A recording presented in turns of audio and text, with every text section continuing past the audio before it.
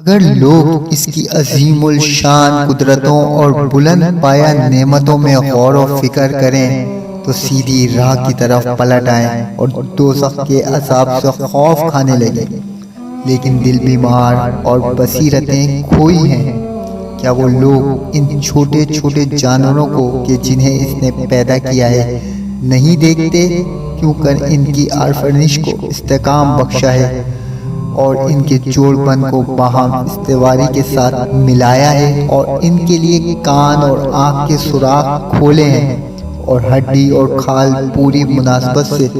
درست کیا ہے۔ ذرا اس چیونٹی کی طرف، اس کی جسامت کے اختصار اور شکل و صورت کی باریکی کے عالم میں نظر کرو، اتنی چھوٹی کہ گوشہ چشم سے بامشکل دیکھی جا سکے اور نہ فکروں میں سماتی ہے۔ دیکھو تو کیوں کر زمین پر رینگتی پھرتی ہے اور اپنے رزق کی طرف لپکتی ہے اور دانے کو اپنے بل کی طرف لیے جاتی ہے اور اسے اپنے قیام گاہ میں مہیا رکھتی ہے، اور گرمیوں میں جاڑے کے موسم کے لیے اور قوت توانائی کے زمانے میں اجس اور درماندگی کے دنوں کے لیے ذخیرہ اکٹھا کر لیتی ہے۔ اس کی روزی کا ذمہ لیا جا چکا ہے اور اس کے مناسب حال رزق اسے پہنچتا رہتا ہے۔ خدا کریم اس سے تغافل نہیں برتتا اور صاحب عطا اور جزا اسے محروم نہیں رکھتا، اگرچہ وہ خشک پتھر اور جمے ہوئے سنگ خارہ کے اندر ہی کیوں نہ ہو۔ اگر تم اس کی غذا کی نالیوں اور اس کے بلند و پست حصوں اور اس کے خول میں پیٹ کی طرف جھکی ہوئی پسلیوں کے کناروں اور اس کے سر میں چھوٹی چھوٹی آنکھوں اور کانوں کی ساخت میں غور و فکر کرو تو اس کی آفرینش پر تمہیں تعجب ہوگا اور اس کا وصف کرنے میں تمہیں تاب اٹھانا پڑے گا۔ بلند و برتر ہے وہ کہ جس نے اس کو اس کے پیروں پر کھڑا کیا اور ستونوں اعضاء پر اس کی بنیاد رکھی۔ اس کے بنانے میں کوئی بنانے والا شریک نہیں ہوا اور نہ اس کے پیدا کرنے میں کسی قادر اور توانا نے اس کا ہاتھ بڑھایا۔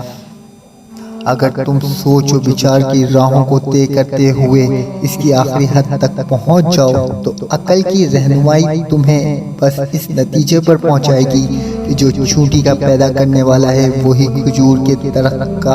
پیدا کرنے والا ہے، کیوں کر ہر چیز کی تفصیل، لطافت، باریکی لیے ہوئی ہے اور ہر ذی حیات کے مختلف اعضاء میں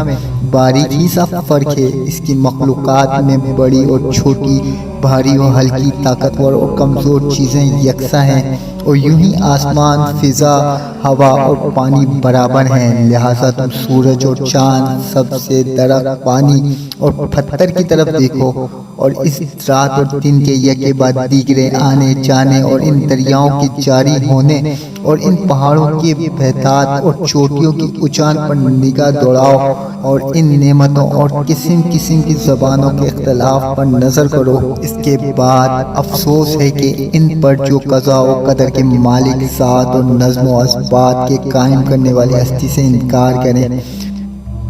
انہوں نے تو یہ سمجھ رکھا ہے کہ وہ گھاس پھوس کی طرح خود بخود اگ آئے ہیں، نہ ان کا کوئی بولنے والا ہے اور نہ ان کی گناہ گو صورتوں کو کوئی بنانے والا ہے۔ انہوں نے اپنے اس دعوے کی بنیاد کسی دلیل پر نہیں رکھی اور نہ سنی سنائی باتوں کی تحقیق کی ہے۔ ذرا سوچو تو کیا کوئی عمارت بغیر بنانے والے کے ہوا کرتی ہے اور کوئی جرم بغیر مجرم کے ہوتا ہے؟